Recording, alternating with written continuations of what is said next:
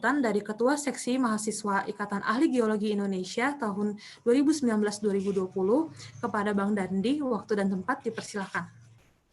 Baik, terima kasih kepada dia. Selamat sore. Segala puji bagi Tuhan yang telah memberikan nikmat dan kesehatan sehingga kita dapat berkumpul bersama sore ini walaupun di tengah pandemi COVID-19. Saya ucapkan terima kasih kepada yang terhormat Mbak Christine selaku narasumber kita pada hari ini, seluruh kepala divisi dan staf SMIG UI 2020, serta seluruh member yang saya sayangi dan saya banggakan yang telah menyempatkan diri untuk hadir pada acara kompaksi ini. Semoga dengan adanya acara ini dapat menambah ilmu kita mengenai personal branding dan menjaga tali persaudaraan. Demikian kata sambutan saya. Selamat sore.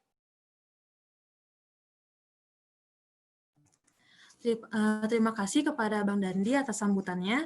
Selanjutnya akan ada materi yang disampaikan oleh narasumber kita yang paling kece, Kak Christine Elizabeth, selaku Human Resource di University College London, dengan tema Building Impactful Personal Branding for Geoscientists. Tak kenal maka tak sayang, izinkan saya membacakan CV singkat beliau. Beliau adalah Human Resources di University College London dan menempuh pendidikan di Institut Teknologi Bandung, yaitu Teknik Geofisika tahun 2006 hingga 2011, dan melanjutkan jenjang berikutnya di University College London sebagai Economic and Policy of Energy and the Environment tahun 2019 hingga 2020. Beliau juga memiliki pengalaman sebagai Earth Scientist intern di PT Chevron pada tahun 2010, Technical Professional Log Analyst di perusahaan Halliburton tahun 2011 hingga 2012, Asset Development Earth Scientist, RM Information Management Coordinator, Asset Optimization Earth Scientist, Human Resources Business Partner, dan Advisor Horizons Process di PT Chevron pada tahun 2012 hingga 2019. Pada tahun 2014 hingga 2019, beliau menjadi teacher volunteer di kelas Inspirasi Jakarta, dan pada tahun 2019 hingga tahun 2020, beliau menjadi staf Departemen Eksternal Persatuan Pelajar Indonesia United Kingdom, dan juga menjadi Student Union UCL sebagai course akademik dari The Economic and Policy of Energy and the Environment. Ibu, mohon izin sebelum memaparkan materi, perlu juga saya ingatkan bahwa pemaparan materi akan berlangsung selama 40 menit dan dilanjutkan dengan sesi tanya-jawab selama 20 menit. Untuk teman-teman dapat list di kolom chat untuk pertanyaan nanti pada sesi pertanyaan dengan format nama _ jurusan. Tanpa berpanjang kata, kepada Ibu Christine, waktu dan tempat dipersilakan. Oke, terima kasih Al sudah memperkenalkan, tapi ralat sedikit. Saya pengalaman terakhir Human Resource di Chevron UCL tuh kampus terakhir karena posisinya baru pulang dari belajar. Jadi bukan hire di UCL, meskipun gue jadi hire di UCL boleh juga sih. Tapi jadi UCL tuh kampus terakhir sebelum pulang balik ke Indonesia. Jadi pengalaman terakhirnya di CPI. Nanti kita ngobrol lebih jauh lagi, kita lihat di presentasinya ya. Thank you banget udah memperkenalkan, terima kasih. Jadi sekarang saya akan share screen. Sebelumnya saya sapa dulu semuanya dari SMIAG UI. Terima kasih sudah mengundang untuk berbagi sedikit ilmu dan pengalaman setelah malang melintang 8 tahun di industri perminyakan, dan semoga apa yang disampaikan boleh bermanfaat. Jadi saya mulai aja sekarang. Oke. Udah bisa lihat layar saya semuanya ya? Sudah. Sudah, Kak. Sudah, oke. Oke. Oops, sorry. Mungkin, maaf. Oops. Oke. Udah bisa lihat ya? Ya. Jadi ini sekilas, halo semuanya. Seperti yang tadi udah dibacakan oleh Al, tadi dibaca ini kayaknya dari LinkedIn profile ya, karena saya nggak kepikiran tadi memasukkan apa yang semua yang ada di LinkedIn. Jadi in a nutshell, saya lulus sebagai sarjana geofisika dari ITB 2011, kemudian langsung kerja di Halliburton 2011, kemudian pindah ke CPI sebagai art scientist tahun 2012 sampai lulus, maksudnya lulus dari CPI kemarin tahun 2019, dan selama 7 tahun di sana, tadi seperti yang udah dibacain, pernah jadi development geoscientist, optimization geoscientist, dan juga pernah dikasih special assignment sebagai change manager untuk menangani reservoir information management.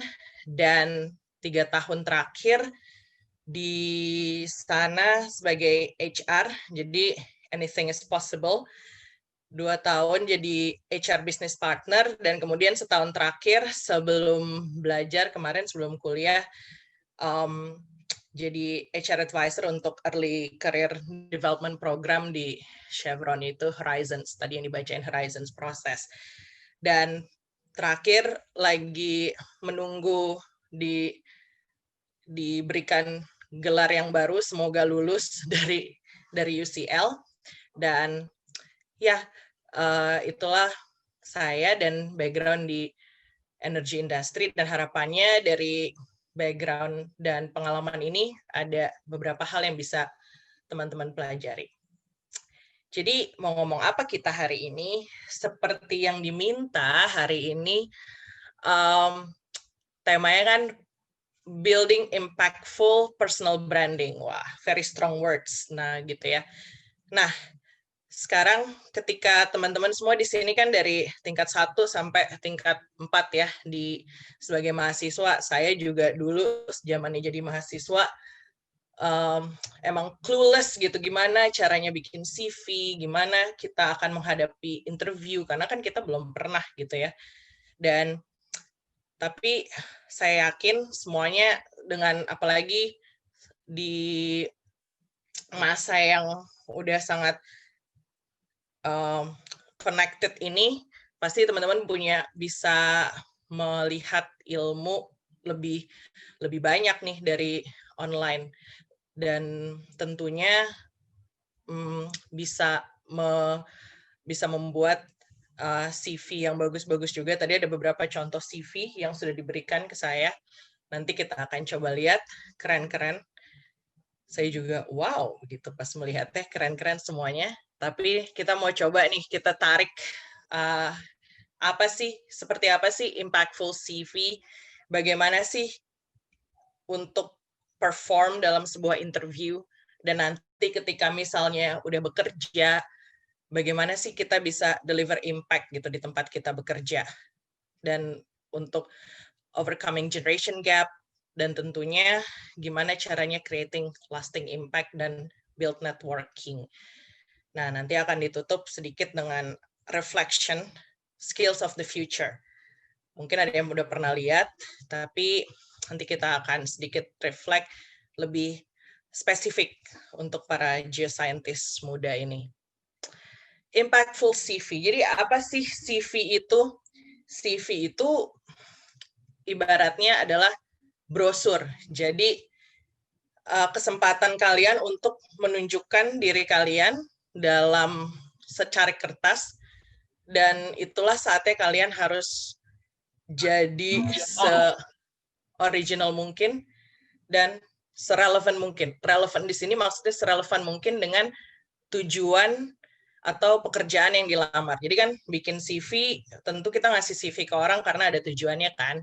Ngasih satu CV ke organisasi karena ada tujuannya, dan itulah tujuannya harus relevan dengan tujuan dari organisasi yang atau perusahaan atau pekerjaan itu.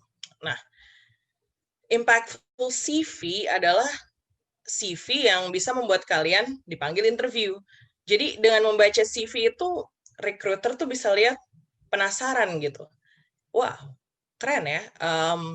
pengalaman anak ini, aduh nggak bisa nunggu lagi nih, harus panggil interview. Nah itu harus gimana caranya kalian showcase your ability, your skills, your qualifications, supaya recruiter tuh tertarik banget gitu langsung hanya melihat dari brosur itu.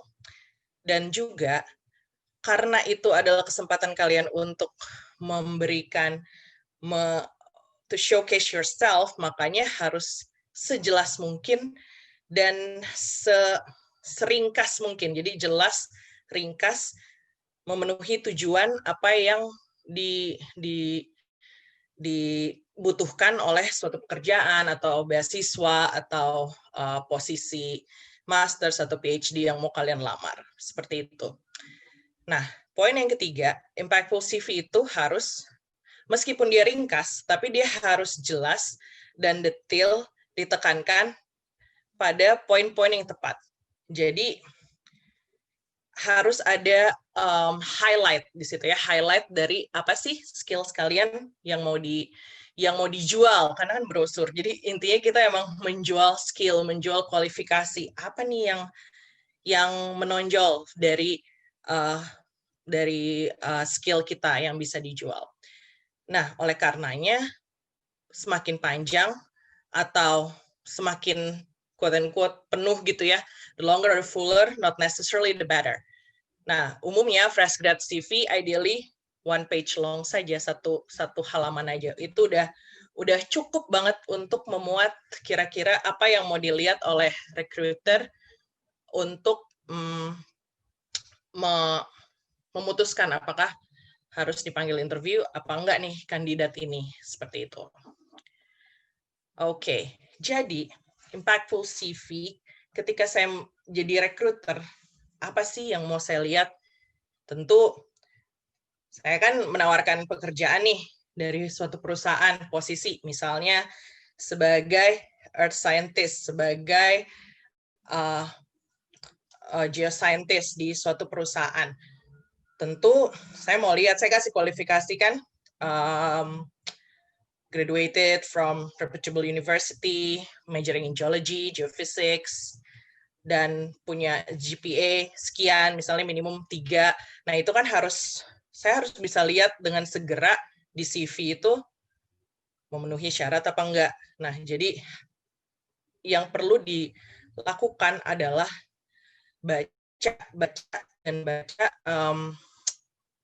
job advertisement-nya itu dengan sebaik-baiknya, supaya CV kalian bisa menjawab apa yang diminta di situ. Dan tentu juga saya pengen lihat relevant past responsibilities and experiences. Jadi tentu kalau kita mahasiswa, pekerjaan yang mungkin pernah kita lakukan, apakah kita pernah magang atau pernah jadi teaching assistant di lab atau di kelas, atau mungkin ada yang pernah part-time jobs. Nah itu penting banget tuh untuk ditulis, karena dari situ kita bisa lihat bagaimana kalian handle responsibility dan seperti apa pengalaman-pengalaman kalian.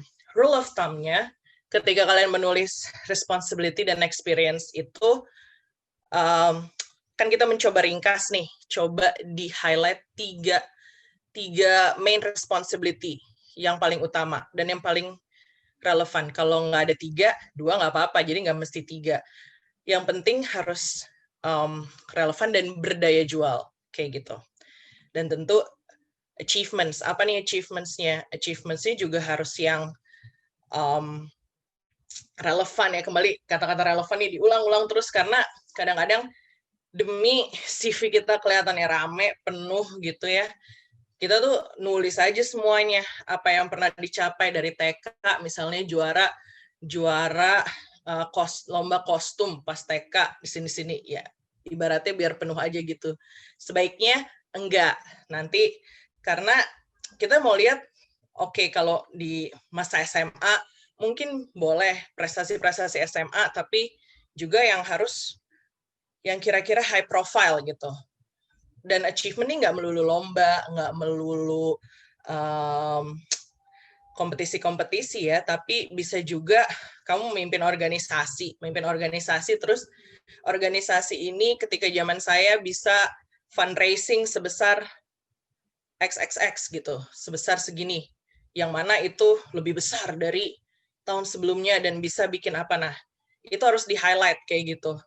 Sebaiknya di-highlight. Karena kan kita belum ada pengalaman pekerjaan di dunia profesional ya, tentu. Jadi recruiter bisa melihat apa yang bisa kalian lakukan ya kebanyakan dari pengalaman organisasi dan juga kemahasiswaan. Tapi ingat, cara membungkusnya, jadi harus relevan.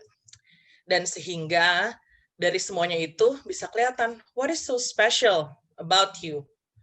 Yang tadi saya bilang di awal, jadi penasaran nih recruiter harus segera dipanggil nih buat interview. Nah, berlawanan dengan itu, saya nggak mau lihat sebagai seorang recruiter, saya nggak mau lihat di CV, bukan nggak mau lihat nggak mau lihat atau akan jadi istilahnya males lah lihat CV ini kalau irrelevant personal information udah dimasukin. Jadi sebenarnya CV itu as simple as possible, tapi sejelas mungkin. Personal information mungkin bisa ditaruh di bawah aja kalau selain nama dan konteks ya. Yang lain-lainnya saya rasa itu irrelevant.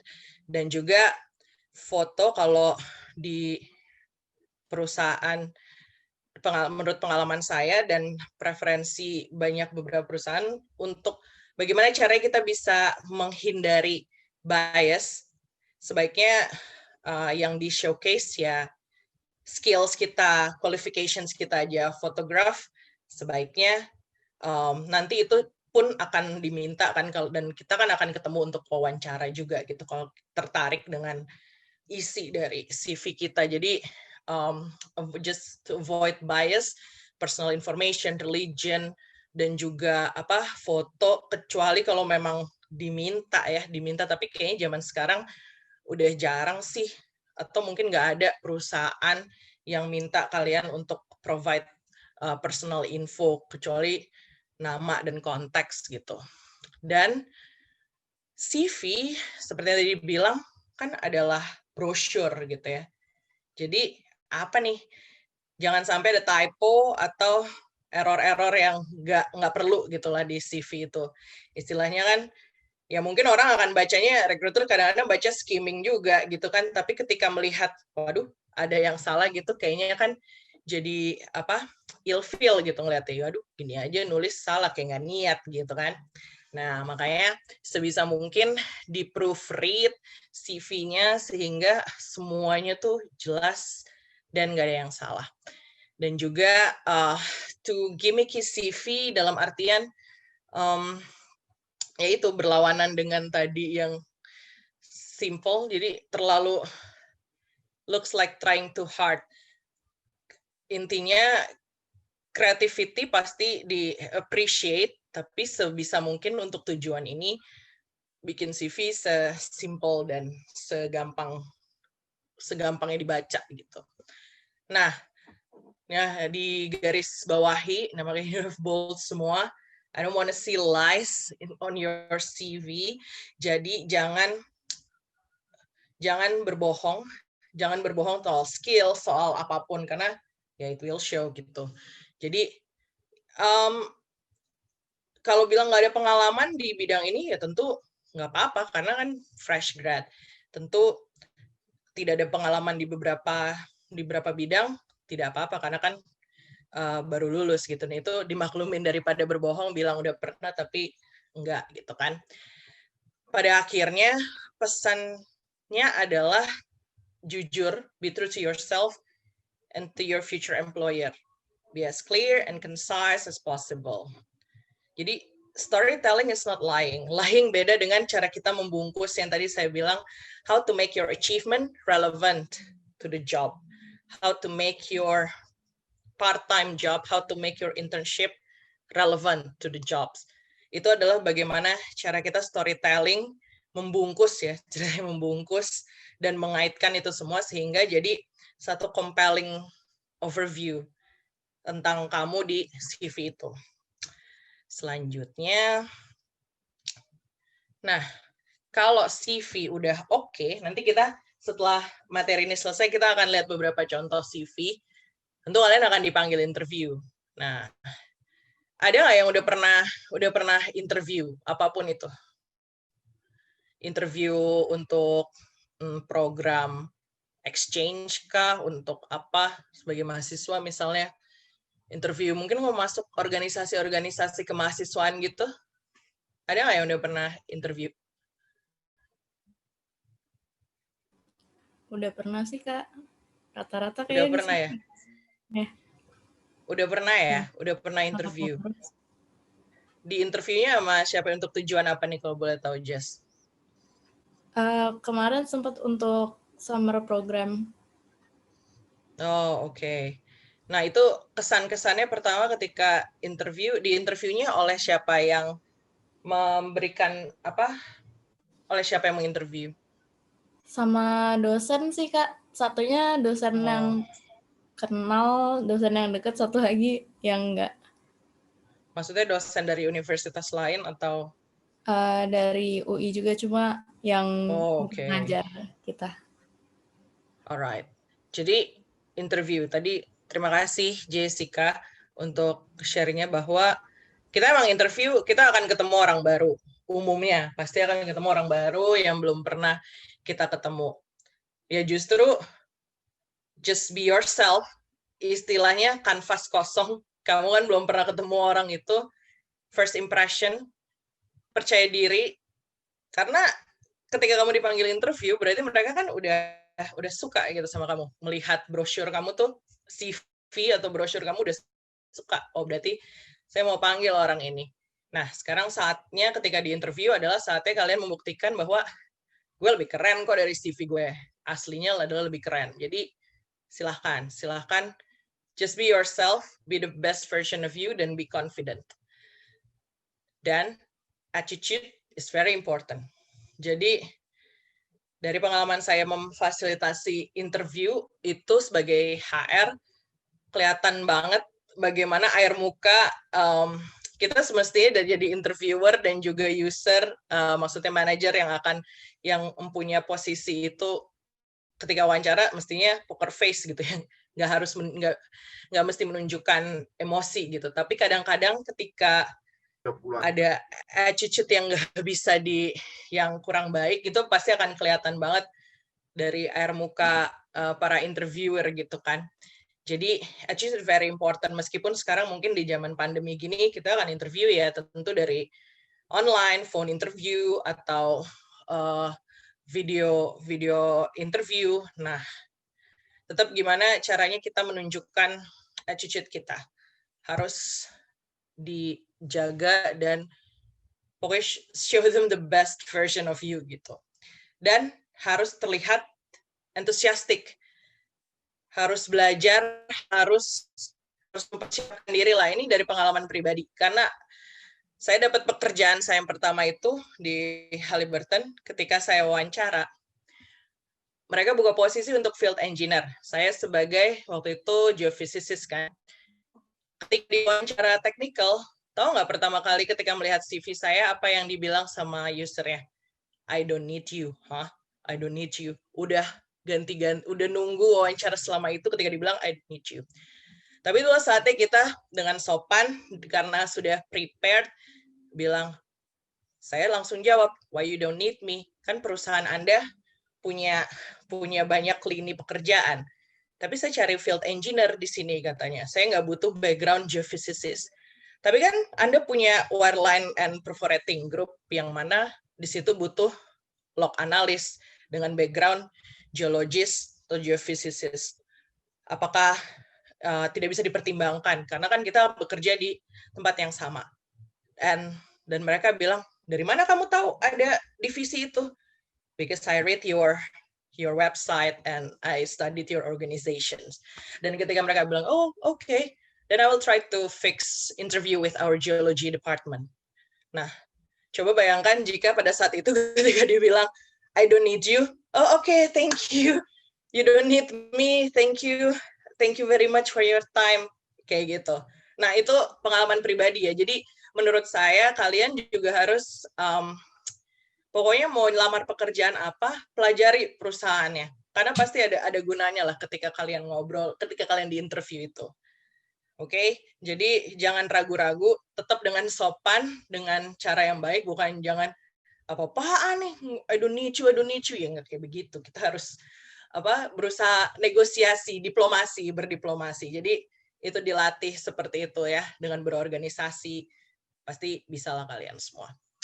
Kemudian, dulu kan datang interview, biasanya di ruangan ya, jadi total look, maksudnya how we look, maksudnya berpakaian rapi itu juga penting. Kan nggak mungkin kita petantang-petenteng gitu datang ke interview. Begitu pula halnya ketika kalian di interview secara online, effort lah, pakai baju rapian dikit lah gitu, pakai meja atau pokoknya look professional, intinya look professional aja. Dan body language kalian gimana? Walaupun kadang-kadang kita merasa, aduh bahasa Inggris gue mah nggak bagus, gimana nih diwawancara pakai bahasa Inggris? Percayalah bahwa intinya bahasa tuh apa sih? Untuk komunikasi kan. Selama apa yang kita sampaikan masuk, dimengerti, asal kalian berbicara dengan sejelas mungkin dan sebaik mungkin. Don't worry soal aksen, soal apa, maksudnya itu nggak ngaruh selama kalian bisa berbicara dengan baik. Jadi tetap confident, meskipun kita ngomong bahasa Inggris ya, kita orang Indonesia, orang Perancis aja ngomong bahasa Inggris dengan bangga, ada aksen Perancis ya kan, kalau orang Indonesia ngomong dengan aksen Indonesia atau dengan aksen dari daerah mana, tentu tidak apa-apa. Jadi yang penting kalian speak clearly. Dan ini juga yang penting, jangan menghafal jawaban. Latihan boleh, kita bikin kayak prompts, misalnya kalau ditanya, apa yang paling menonjol dari diri kalian, apa kelebihan kalian? Tentu kan kadang-kadang kita udah latihan kan, jangan diapalin plek-plek gitu, word by word, tapi ya prepare aja, kelebihan gue kreatif. Nah, kalau kreatif, ya terus berusaha cerita dari situ, contohnya ngapain. Jangan dihafalin, saya kreatif, contohnya, saya membuat ini, kan kelihatan ya kalau kita ngafalin. Jadi, jangan menghafal ya. Pokoknya, relax aja, relax, go with the flow. Karena kalau dari pengalaman saya pribadi, setelah pengalaman diwawancara sekali itu, yang I don't need you, pada akhirnya mereka juga ketawa-ketawa aja di dalam ruangan interview itu.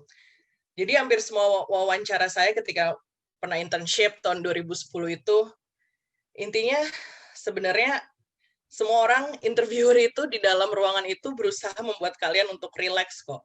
Jadi sebisa mungkin ikutin flow-nya, karena mereka juga pengen relax, kalian juga dengan relax kalian akan bisa lebih bagus kan, menunjukkan kemampuan kalian kayak gitu. Oke, sekarang kita ke section berikutnya. Udah CV keren, interview mantap, masuk kerja. Oke, masuk kerja, eng, jreng. Waduh, rupa-rupa orang di dunia kerja itu. Iya, memang betul, memang kayak begitu. Berupa-rupa orang di dunia kerja. Apalagi kalau semakin besar perusahaan, semakin beragam juga kan. Dan orang-orang yang kerja di situ semuanya nggak seumur sama kita. Mungkin sama-sama engineer atau geologis, mudanya oke lah seumuran sama kita. Tapi kan bos kita, atas leader kita, kemudian mentor, ataupun ketika kita harus berhadapan dengan orang dari divisi lain, kan belum tentu juga semuanya seumur sama kita. Jadi, apa sih yang bisa ditarik dari sini, bahwa ya nggak bisa dihindari, kita pasti akan ketemu dengan orang-orang ini. Sebenarnya mungkin mengotak-ngotakkan mereka sebagai masing-masing generasi ada istilahnya gambaran umum ya, tapi kalau saya pribadi lebih memilih untuk nggak mengotak-ngotakkan, dalam artian what I will do adalah respect and be kind. Jadi sama siapapun, dan karena respect and kindness it's a universal gesture ya. Jadi ketika kalian masuk di dunia kerja, intinya hormati orang seperti gimana kalian mau dihormatin juga. Itu aja sih yang mesti disimpan, mesti kalian ingat-ingat bahwa oke lah ada generation milenial nih suka gini. Kita sendiri misalnya sebagai milenial kita juga nggak suka kan dikotak-kotakan dan dibilang bahwa anak milenial nih bosenan. Pokoknya paling lo bentar lagi pindah kerja. Nah, kita kan semua orang berbeda, itu kan hanya generalisasi. Mungkin ada baiknya juga kita mengetahui ya kira-kira trennya dari setiap generasi itu seperti apa. Tapi kalau menurut saya dan berdasarkan pengalaman di tempat kerja, respect and kindness will take you far. Jadi nggak semuanya bisa dihadapi dengan komunikasi, kemauan kita untuk belajar, dan juga untuk berbagi, untuk mengajarkan. Kalau misalnya ya mungkin kita ini lebih beruntung karena kita lebih gape gitu ya sama teknologi. Ntar ada, misalnya waktu saya kerja jadi geologist, ada technical assistant di kantor yang usianya lebih tua dari saya. Itu adalah pekerjaannya dia untuk misalnya membantu saya ngeprint log atau segala macam. Nah, ketika harus ngeprint itu, ya aku lama banget gitu ya. Ya kita kan nggak bisa langsung, buset lama banget sih Pak ngeprintnya. Kan nggak bisa ya kayak gitu. Semuanya harus di-approach gitu. Harus kita datang komunikasi.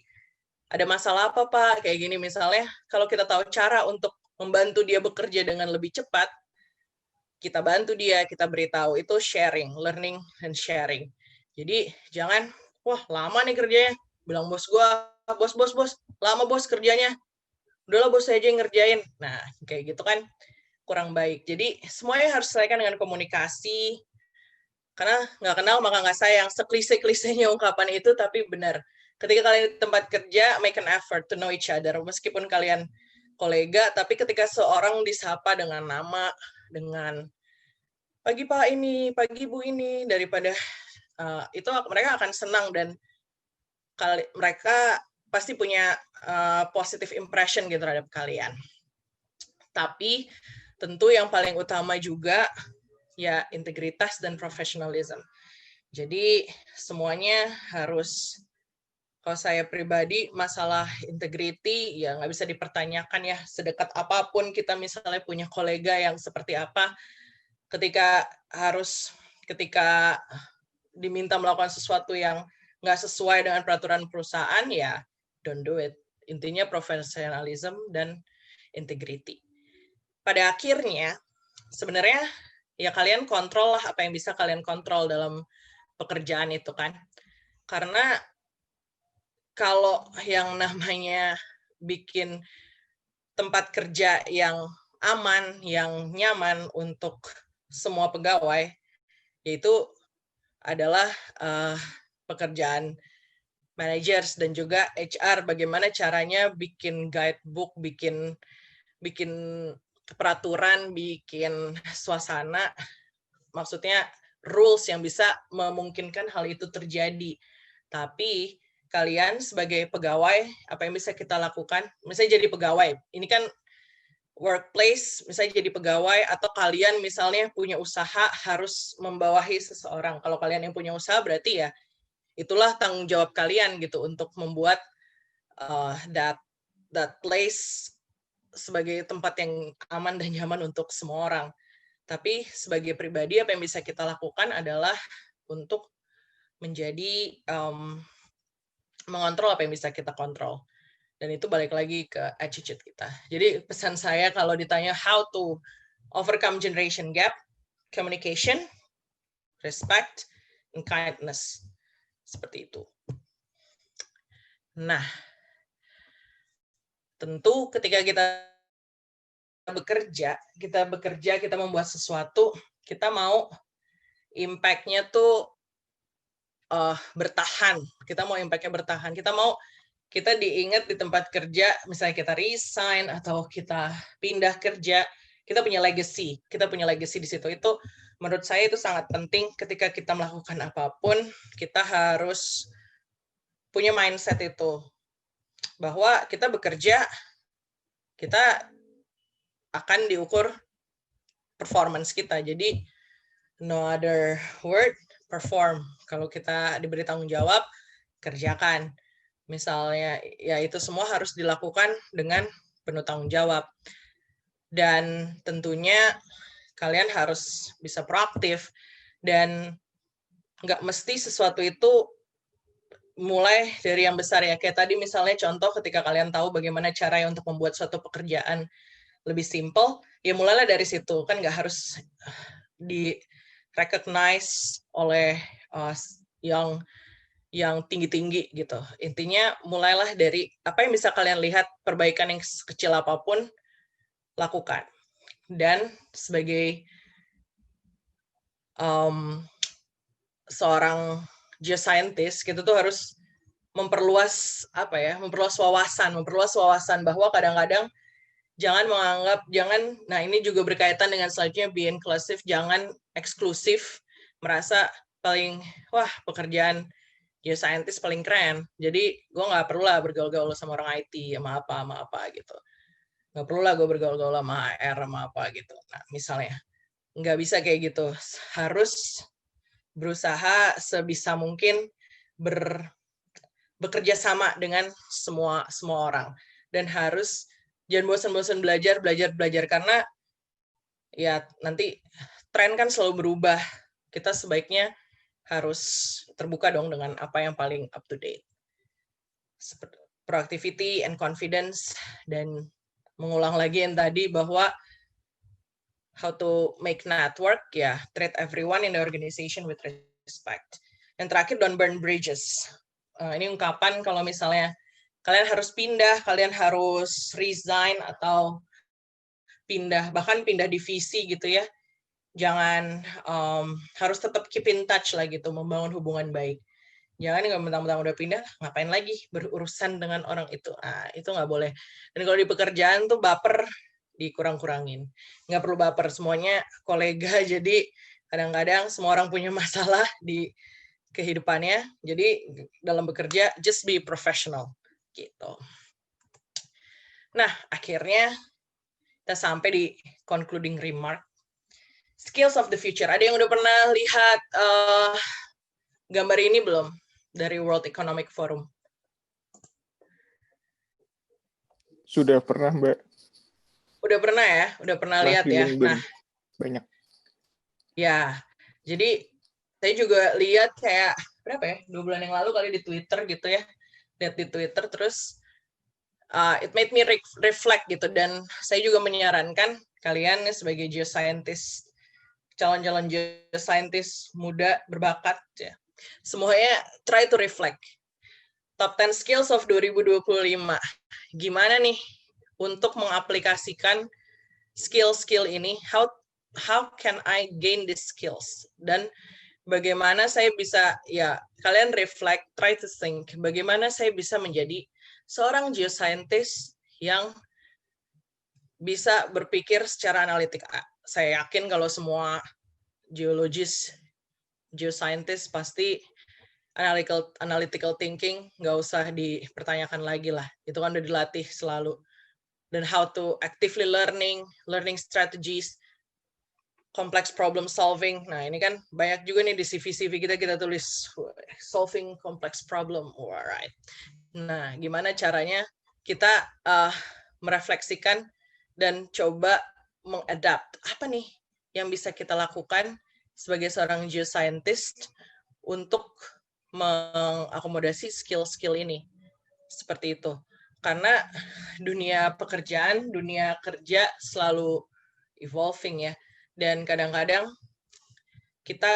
kalau kita nggak berlari, kita ketinggalan. Intinya gitu. Kalau nggak berlari, kita ketinggalan. Jadi jangan malas membaca, jangan malas untuk ngupdate.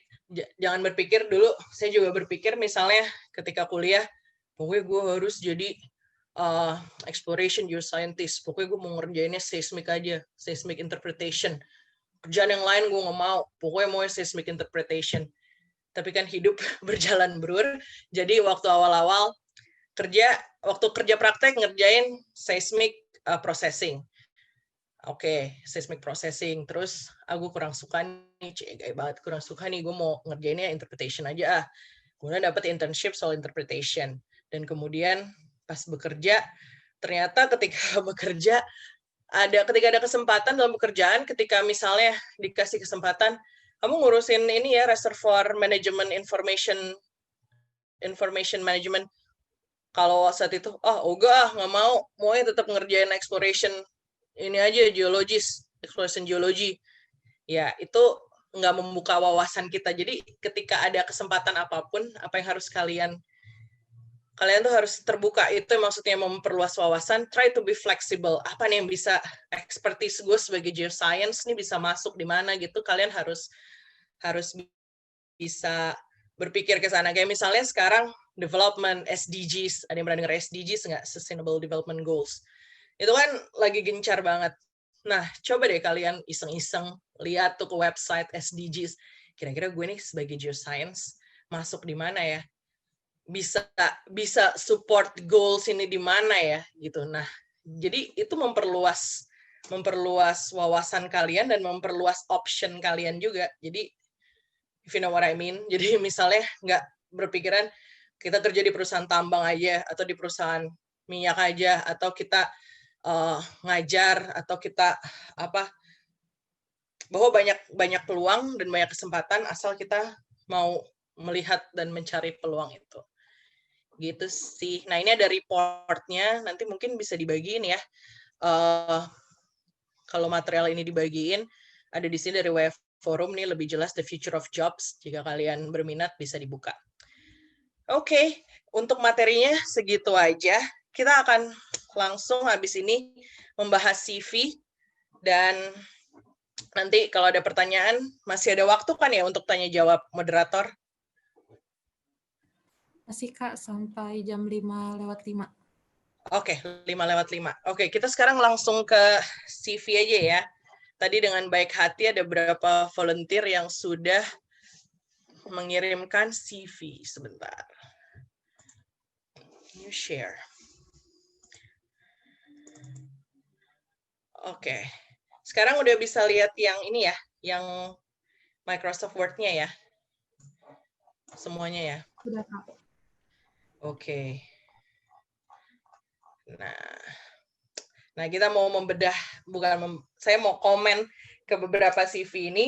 Mungkin nanti teman-teman bisa melihat, terus mungkin nanti kalau ada pertanyaan bisa lanjut di sesi tanya jawab. Oke, sekarang kita lihat CV yang pertama. Saya labelin dengan A.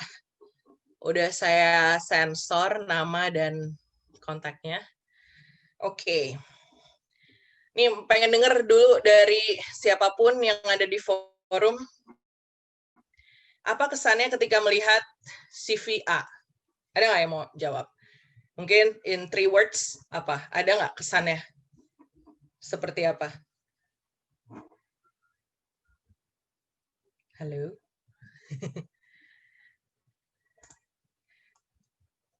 Ada nggak yang mau komen aja gimana misalnya? Bagus, keren, mantap. Nah, itu kan 3 kata udah. Ada nggak yang mau komen? Ngelihat CV si A nih. Saya Mbak. Ya. Oh iya ada. Apa tuh? Kalau menurut saya menarik, terus informatif, sama cukup estetik. Oh, menarik, informatif, dan estetik adalah CV A. Oke. Terima kasih. Siapa yang ngomong barusan? Intan. Oh iya, Intan. Oh, keanggotaan ngeliat di soalnya, jadi nggak tahu nama. Kepotong. Oke, Intan, makasih. Makasih. Nah, jadi benar.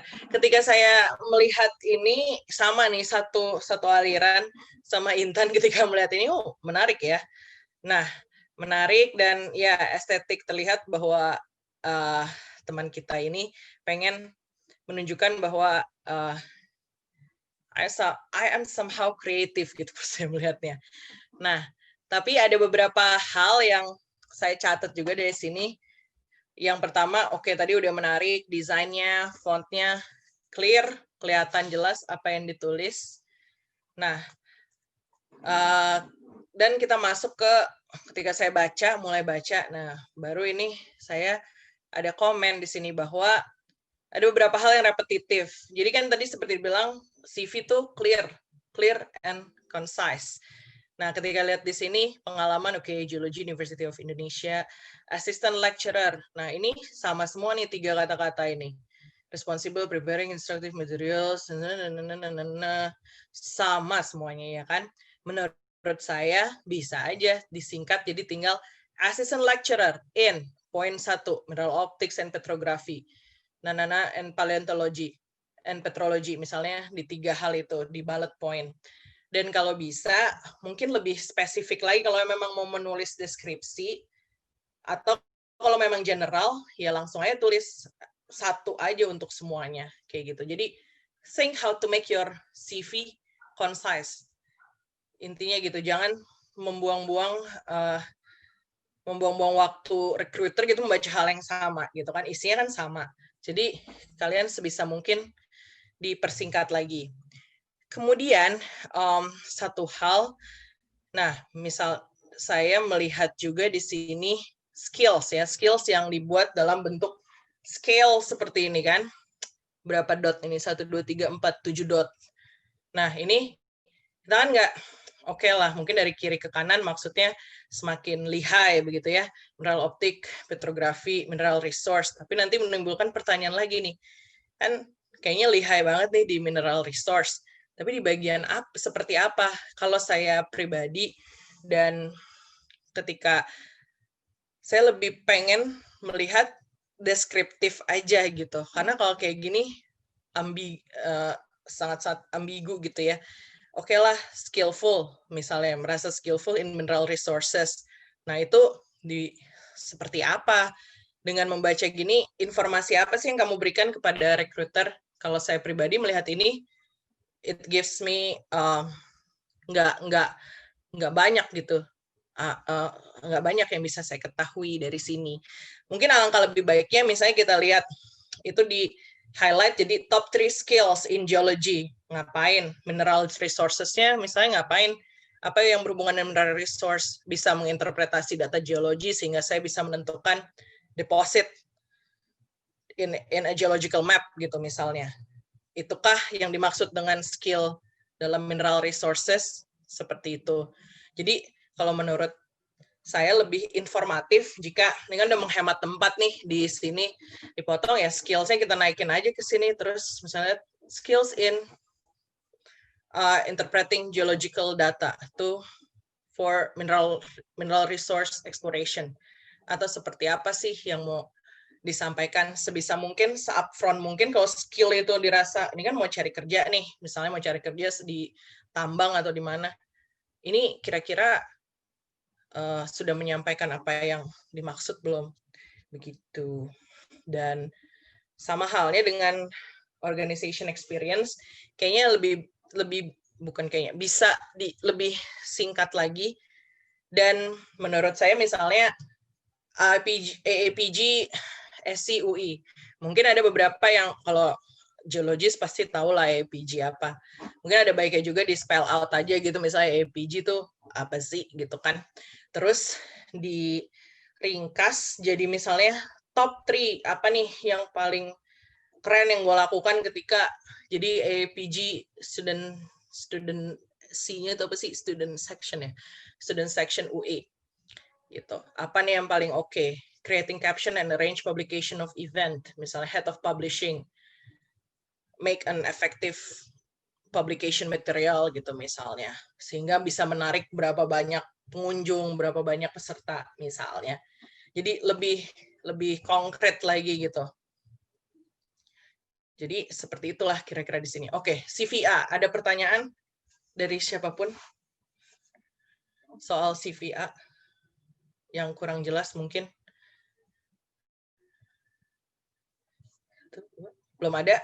Kita lanjut ke CVB ya. CVB. Oke. Ini CVB. Nah, CVB mungkin saya langsung, kalau ketika saya melihat ini kan memang CV secara umum gitu ya. Mungkin apa yang bisa disampaikan secara pribadi selain data pribadinya ini,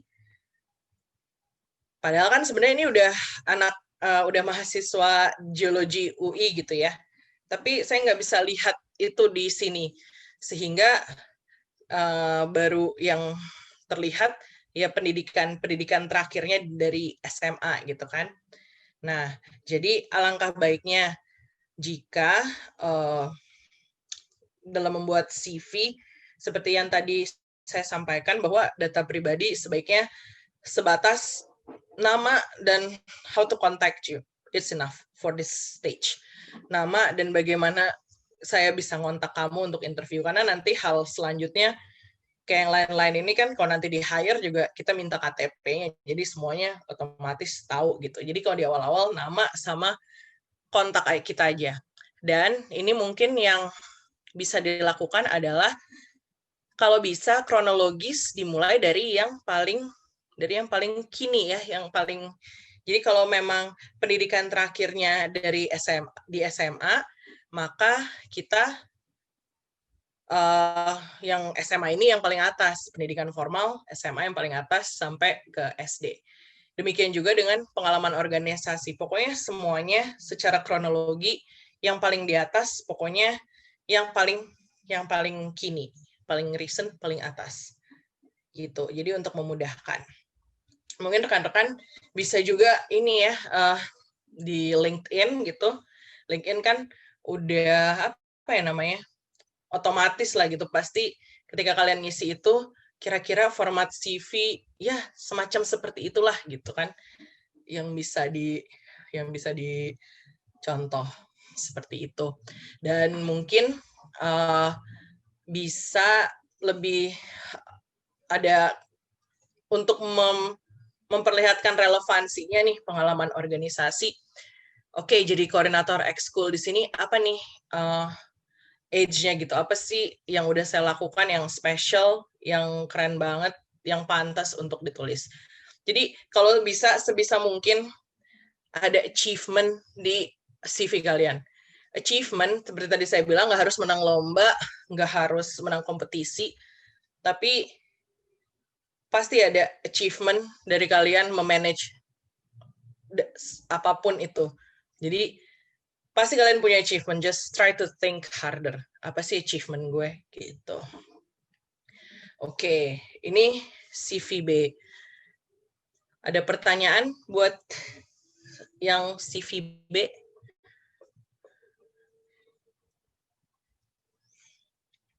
Ada ya. Sekarang kita ke CVC. CVC. Kembali lagi saya buka ke forum untuk ada yang mau komen nggak? Short comment soal CVC. Ini ada 2 halaman dari CVC. Ada yang mau komen?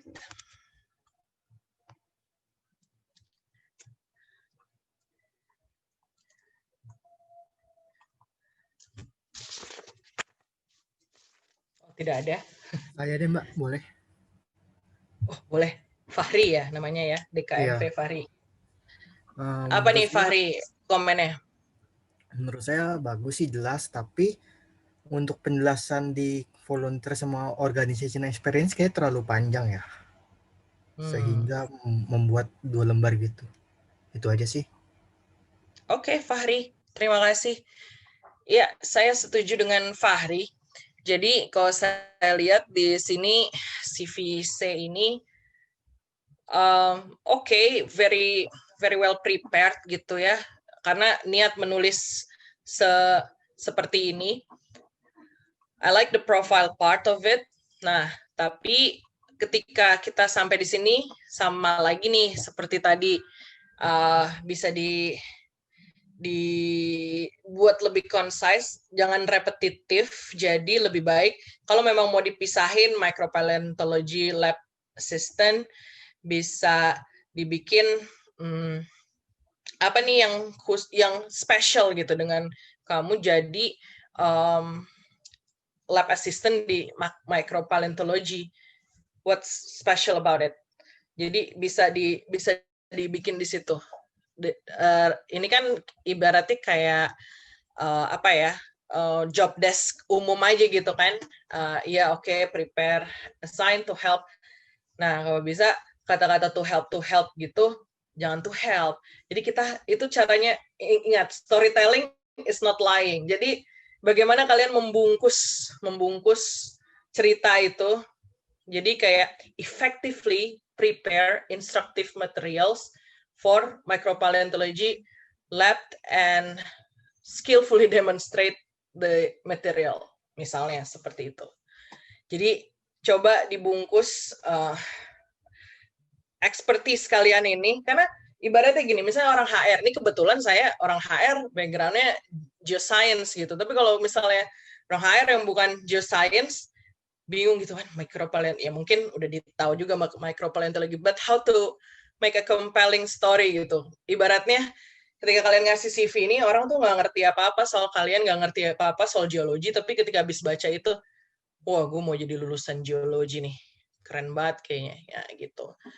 Jadi, bisa seperti itu. Benar tadi kata Fahri, selanjutnya, ketika kita bikin lebih concise yang bagian work experience ini, kemudian bagian volunteer ini mungkin bisa coba dibuat sebagai one-liner gitu ya. Volunteer sebagai student volunteer di Asia Pacific, APG Asia Pacific. Nah, itu mungkin kalau saya pribadi udah titik di Asia Pacific booth itu aja. Saya organize profile racing events in APG Asia Pacific booth, titik gitu. Misalnya seperti itu. Dan juga misalnya Earth Science volunteer, oke, mungkin bisa share bisa dibuat lebih concise lagi gitu, dan lebih less flowery bahasanya, gimana ya, lebih singkat dan lebih straight to the point, seperti itu. Nah, demikian halnya. Nah, ini saya kembali lagi soal ini ya, soal scale ini need to be diperjelas gitu. Mungkin untuk language proficiency, it's better misalnya bilang full professional proficiency, atau Indonesian ya native language. Tentu orang tahu what to expect gitu kan, ketika kamu adalah seorang native Indonesian, dan ketika English full professional proficiency, terus kamu kasih note, misalnya pernah tes TOEFL atau pernah tes IELTS. Saya lihat ini ada tes TOEFL, nah di sini, rather than make a new part, nah ini bisa jadi bagian dari misalnya English full professional proficiency dalam kurung TOEFL 643, udah tahu tuh orang, oh jago, nah gitu loh. Jadi ibaratnya try to dikompakin lagi, karena ideally satu halaman aja, karena saya ingat kata-kata profesor saya dulu waktu S1, kalian fresh grad bikin intinya seorang profesor aja CV-nya 2 halaman karena publication semua isinya gitu kan, publication yang memang relevan gitu dengan apa yang mau dia lakukan. Nah, sebaiknya untuk fresh grad one pager itu udah max banget. Nah, coba gimana caranya untuk mengatur, mendesain, dan membahasakan sehingga semua informasi yang ingin disampaikan tuh bisa muat di satu halaman. Nah, gitu. Mungkin bisa hemat space, misalnya rather than dengan bar ini bisa dengan kata-kata sehingga lebih concise. Atau kita bisa lihat skill personal itu dengan communication, misalnya di bagian sini ketika kita lihat, oh, sebagai seorang volunteer profile racing events, then we know that you have a communication skill. Jadi it reflects gitu, dan itu bisa ditanyakan nanti ketika emang interview seperti itu. Dan teamwork, leadership, creativity, ketika saya lihat organization experience banyak begini, of course saya lihat, wow, orangnya aktif ya gitu. Jadi bisa seperti itu, lebih simple, repetitif, dan juga pokoknya coba dibuat satu halaman seperti itu. Ada pertanyaan untuk yang seperti ini? Short courses-nya juga, ya, saya baca di sini sih short course-nya kalau memang sesuai dengan pekerjaan yang dilamar, bisa banget dimasukin, dan sebisa mungkin diklasifikasikan dan dikasih keterangan soal apa sih yang didapat dipelajarin di situ, skill apa yang utama yang didapetin di situ. Gitu. Oke, ada pertanyaan untuk CVC? 5 menit lagi. Ini ada pertanyaan di sini ya, di chat. Oh. Oke. Oke, kalau gitu kita lanjut ke CVD. CVD. Ini saya langsung komen untuk CVD. Seperti yang tadi kita lihat, banyak, teman-teman ini bikin CV udah simple and try to be clear ya, layoutnya semua, dan ini I think sangat clear dalam layoutnya, clear and simple, dan juga untuk kronologis sudah dibuat dengan baik. Kembali lagi, I think we have to think about gimana kalau kita masukin skill ini dalam bentuk skala seperti ini ya, supaya lebih untuk semua software ini katakanlah kemampuannya nah itu karena kita nggak punya, for me it's not measurable gitu ya dengan menempatkan bar ini. Dan kemudian komen saya juga sama dalam hal pengulangan ini. Oke. It looks mungkin bisa dipersingkat juga, bukan mungkin harus dipersingkat ya ini di sini seperti hal yang sama. Seperti ini kalau deskripsinya sama, kalau tetap mau nulis deskripsi, tetap deskripsi tolong adalah merupakan apa yang special dari kamu jadi remote sensing lab teaching assistant, sehingga kamu bisa mengerjakan udah bisa secara mandiri, misalnya operating remote sensing software atau semacam seperti itu. Jadi harus lebih tepat sasaran lagi. Itu aja kalau dari, nah ini juga untuk organisasi, keterangan-keterangan organisasi bisa dipersingkat lagi, try to make it one-liner. Dan prestasinya kalau bisa yang disampaikan instead of job desk gitu. Oke. Right. Nah, for example, tadi saya juga baca ini yang ini misalnya ya, international exposure. Oke. Ini kan lebih kepada penjelasan apa sih program ini tuh apa gitu kan. Dan lebih baik kalau bisa di highlight apa sih yang saya pelajari di situ gitu. Apa sih yang saya pelajari di situ? Geoscience in industry. Jadi nggak short courses, field trips, I think tidak perlu disampaikan di situ. Gitu sih. Jadi apa yang dipelajarin dari situ. Sehingga highlighting your skills. Karena ketika kita tahu summer program, itu apa yang bisa ditarik dari situ gitu. Dan personal reference ini juga berbeda dari yang 3 sebelumnya. Di sini ada personal reference. Jika memang mau masukin personal reference harus dengan seizin yang dimintai reference. Jadi jangan lupa untuk bilang, halo Pak ini, Bu ini, saya mau tulis nama, misalnya nama si John Rowe ini, John Rowe kan bohong-bohongan kan, John Rowe and Jendu. Jadi John Rowe, saya mau nulis namanya ya, itu harus dengan sepersetujuan. Jangan main tulis-tulis, kan gue kenal nih, tulis gitu. Itu aja sih ngingetin itu soal apa? Soal reference. Semacam seperti itu. Kayaknya waktu udah tinggal 2 menit ya. Kalau ada yang final questions atau apapun, silahkan. Ini kan waktu pendek, kalau ada yang mau nanya-nanya, bisa kita connect di LinkedIn. I'm open to message, bisa nanya-nanya di situ. Tapi in this forum ada yang mau bertanya lagi? Ada pertanyaan, komen atau apa yang belum jelas? Dari Kanine. Silakan.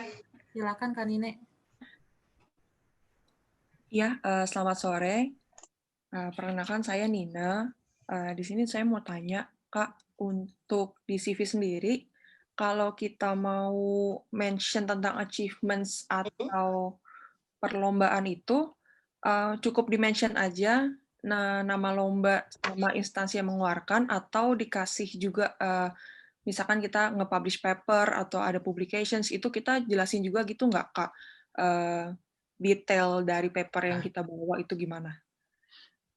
Terima kasih. Oke, ya sama-sama. Jadi intinya achievement, apa yang ditulis, mohon serelevan mungkin. Tentu kalau misalnya mau disuruh milih 3 achievement teratas gitu ya, untuk dimasukin dalam CV kamu, ketika kamu mau lamar pekerjaan, tentu publication akan masuk jadi yang utama lah, karena itu bukti bahwa you're good at geology gitu kan, udah pernah menulis paper dan published. Ya silahkan ditulis judulnya apa, dari judul tentu kan udah ketahuan dan dipublish di mana atau dipresentasikan di mana, di Convex IPA kah, di IAGI kah. Jadi kalau untuk paper saya rasa judul dan dipresentasikan di mana. Kalau misalnya menang best paper ya tulis best paper lalalala. Presenting, oral presenter in IPA Convex, student poster, lalala. Seperti itu. Nah, kalau pertanyaan yang berikutnya, tadi kalau untuk misalnya menang apa, iya dong, kita harus tahu. Misalnya dikasih menang first place, lomba apa, harus tahu apa dan instansi apa. Karena dari situ kan kelihatan apa ya, prestisnya dari achievement kamu dan seberapa impactful-nya gitu loh, ininya apa, achievement-nya. Kira-kira menjawab nggak Nine ya namanya? Iya Kak, menjawab. Terima kasih. Pertanyaan kedua langsung dari Ariko ya. Silakan Ariko. Halo Kak Kristi, kenalkan nama saya Ariko. Ya. Jadi saya mau nanya seputar ini sih, kayak riwayat pendidikan gitu. Kan sebelum saya kuliah di UI, saya sebelumnya pernah kuliah di... Halo? Suara saya nyambung nggak? Ya, halo. Ya. Jadi sebelum saya kuliah di UI, saya pernah kuliah di kampus lain gitu ya. Itu kira-kira perlu dicantumin di CV atau enggak? Atau langsung di habis SMA langsung lengkap ke itunya. Halo? Kamu kuliah di kampus lain? Ya, halo. Ya, kuliah di kampus lain, keluarnya karena, kalau boleh tahu, sudah lulus di kampus itu atau gimana ya? Enggak sih Mbak, baru 2 semester pindah gitu. Oh, jadi karena habis itu pindah ke UI gitu ya? Saya rasa sih nggak apa-apa ditulis aja, karena ya itu nanti kan ketika interview akan tahu kenapa. Paling ditanya, oh kamu pernah kuliah ini, kenapa pindah? Nah itu kan ada, kamu udah tahu nggak jawabannya kalau ditanya kayak gitu? Maksudnya itu kan your own story ya, dan nggak ada yang salah kok dengan hal itu. Ya bilang, saya diterima di UI dan saya lebih memilih untuk belajar geologi di UI karena, nah itu kan, it makes your life story. Jadi menurutku nggak apa-apa sih ditulis aja. Kan kamu ada yang dipelajari juga kan dari 2 semester itu gitu loh. Jadi nggak ada yang sia-sia, jadi menurutku ditulis aja. Daripada kalau ngelengkap gitu, itu kan jadi pertanyaan juga sih. Misalnya lulus tahun 2000, lulus SMA tahun berapa, ini 1 tahun nggak kuliah, misalnya gap year, apa yang kamu lakukan, itu akan ditanya. Jadi I think no problem. Nggak akan di-judge gimana-gimana sih. Kalau saya pribadi dan di pengalaman di kantor, di perusahaan yang lama, ketika kita melihat kandidat kayak gitu ya, kita akan tanya, tapi itu nggak menjadi suatu hal yang bermasalah. Selama ya kan keluarnya baik-baik, karena alasan diterima di tempat yang baru, no problem. Terima Gitu kasih, deh, Kak. Ariko. Terima kasih Kak. Sama. Ya, sama-sama. Selanjutnya ada pertanyaan dari Kak Fani ya, dipersilakan. Ya, selamat sore Kak. Makasih untuk pemaparannya Kak. Aku mau nanya nih Kak, kita sebagai mahasiswa tuh kan mungkin lebih kebayangnya itu magang atau KP gitu ya. Nah, pertanyaan itu gimana sih caranya untuk engage yang baik dan profesional dengan sebuah perusahaan supaya mungkin kedepannya bisa ada kesempatan lainnya gitu Kak. Oke, jadi ibaratnya aku clarify ya, kamu pengen melamar, intinya kamu nggak kenal siapa-siapa, mau membuka komunikasi gitu dengan suatu perusahaan untuk magang atau KP gitu ya? Halo? Konteksnya mungkin lebih ke ini Kak, maksudnya udah pernah magang di satu perusahaan. Oh, udah pernah magang? Ya. Oke, iya, oke, got it. Jadi, ya, itu yang tadi aku bilang, don't burn bridges. Jadi, kamu udah pernah magang, beruntunglah kalau kalian udah pernah punya pengalaman magang di satu tempat. Sopannya ya tentu, ya tetap saya rasa nggak ada salahnya. Kalian kan pasti ketika magang tuh punya mentor ya. Iya nggak? Ada mentornya nggak di ketika magang itu? Tadi siapa? Fani ya? Fani ketika magang itu ada mentornya nggak, Fan? Oh, kalau aku belum magang sih, Kak, tapi dengar dari cerita-cerita. Oh, oke. Ada mentornya. Iya, siap.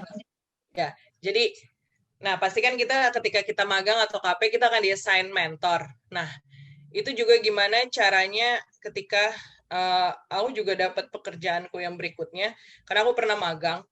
Nah, ketika kita jangan menyanyiakan networking, ketika dia bilang, kamu kalau udah lulus, kamu bilang ya, itu artinya dia udah membuka forum komunikasi gitu. Ya, menurut saya jangan malu-malu, tapi dengan tetap sopan. Kan kita udah punya, maksudnya kita kenal dalam konteks profesional gitu ya, ketika kamu magang, kamu udah kenal mentormu, saya rasa tidak ada masalah ketika kamu menanyakan kabar dan juga mungkin memberitahukan bahwa misalnya apakah ada untuk menanyakan apakah ada kesempatan untuk berkarya gitu di perusahaan itu. Walaupun sebenarnya kalau lowongan-lowongan itu kan akan kalau sekarang kan lowongan-lowongan umumnya dipublish di website ya. Tapi menurut saya keep in touch aja karena kan jadi hubungan dengan mentor itu harus dijaga. Karena dari situlah kamu intinya link network kamu dengan perusahaan A ya ada dengan si mentor ini.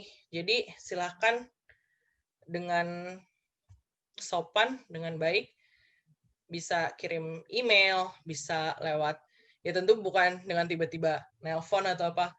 Halo Pak, halo Mas, apakah ada? Halo Mbak, ada lowongan nggak? Gitu-gitu. Ya, tergantung ya, kita yang bisa menilai hubungan dengan mentor. Misalnya kalau memang udah jadi temen, ya mungkin bisa informal. Tapi kalau kapasitasnya masih sebagai mentor, ya dengan baik, yang paling netral tentu bisa lewat email lah. Email resmi dari email kantornya bisa bertanya. Mungkin menginformasikan apa konteksnya kamu menghubungi. Mungkin bisa dibuka gini, misalnya kamu udah magang, terus kamu udah lulus, bilang terima kasih atas bimbingannya selama saya kerja praktek di sini, sehingga sekarang saya udah bisa lulus dan memanfaatkan ilmu yang saya dapat itu waktu itu untuk mengerjakan tugas akhir, misalnya ya semacam seperti itulah. Kita coba masuk dengan mengucapkan terima kasih dan nanti bisa bilang seperti itu.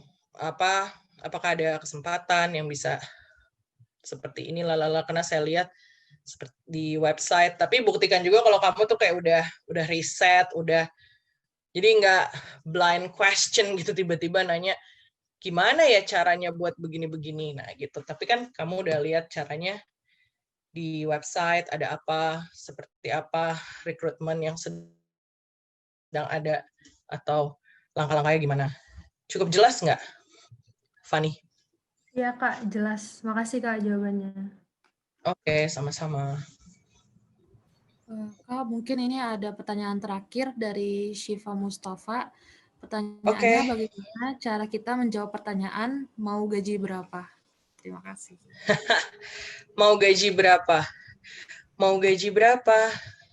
Nah, kalau ditanya mau gaji berapa, nah inilah saatnya kamu harus bisa ini ya. Memang ketika kita ngisi online itu akan ditanya expected salary berapa. Kan udah jagoan semua pasti investigasi online. Jadi ada baiknya ya sambil riset juga sebelum diwawancara untuk cari tahu kira-kira kisaran gaji itu berapa di industri itu.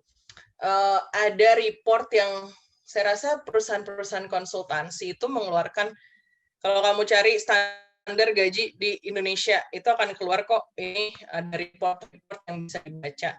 Kalau kamu mau mempersiapkan extra mile, ditanya gaji berapa, silahkan menjawab sesuai dengan, bisa dibuka dengan, oke Pak, wah pertanyaan yang menarik, mungkin bisa gitu ya, pertanyaan yang menarik, dan saya juga senang menjawabnya, mungkin bisa dibilang kayak gitu, saya juga senang menjawabnya, karena kemarin saya mencoba melihat di laporan dari perusahaan ini, jadi it shows, oh anak ini juga ya, meriset gitu.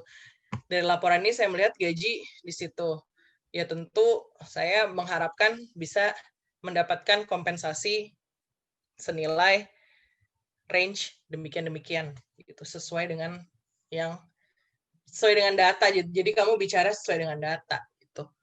Menurut saya sih gitu. Ya silahkan dijawab aja, menurut saya harus tahu sih kira-kira range-nya berapa untuk. Tentu kan kalau punya senior, ya itu juga bisa memanfaatkan network. Selain riset adalah manfaatkan network. Kalau punya senior yang friend gitu, ya bisa ditanya range-nya lah berapa gitu kan. Jadi silahkan dijawab aja. Begitu deh. Siapa tadi yang nanya? Udah cukup jelas ya? Atau masih mengganjal?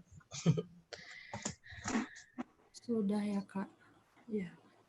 Iya. Oh, Syifa. Ya, oke. Syifa. Mau buka chat ya tadi. Oke. Sudah selesai pemaparan materi dan tanya jawab bersama Kak Christine Elizabeth yang tentunya sangat menginspirasi. Untuk teman-teman yang masih ingin bertanya, dapat langsung bertanya ke LinkedIn-nya Kak Christine Elizabeth saja ya. Oh ya, nanti coba linknya nanti saya share di chat ini ya. Nanti kalau itu silahkan bisa connect di situ dan bertanya. Sama-sama, terima kasih untuk SMI Agi UI dan Al untuk moderatori sesi kali ini. Selanjutnya untuk teman-teman dimohon untuk mengaktifkan kamera karena kita akan melakukan sesi dokumentasi bersama.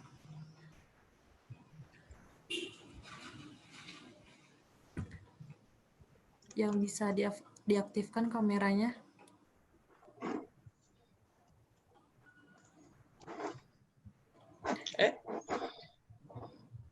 Kepada Kak Ori mungkin bisa dibantu. Oke teman-teman, dimohon untuk on cam ya. Di sini ada 2 lembar, jadi hitungan ketiga senyum semua ya. 1, 2, 3. Oke, terakhir. 1, 2. Oke, terima kasih.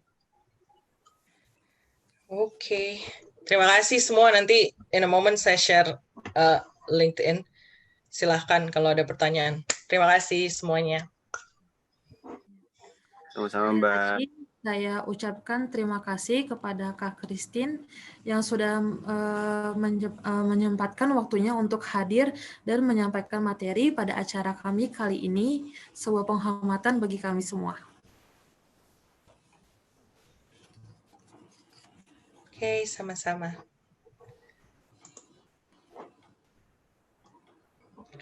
Thank you. Acara selanjutnya akan ada sesi games yang dipandu oleh rekan saya, Gideon. Dimohon kepada teman-teman semua untuk tetap mengaktifkan kameranya. Kepada Gideon dipersilakan. Terima kasih. Halo semuanya, perkenalkan saya Gideon yang akan memandu acara games kita pada hari ini. Jadi acara games kita pada hari ini yaitu kita akan menggunakan link dari kuis. Linknya akan saya buat di kolom chat ya. Boleh langsung diakses semuanya.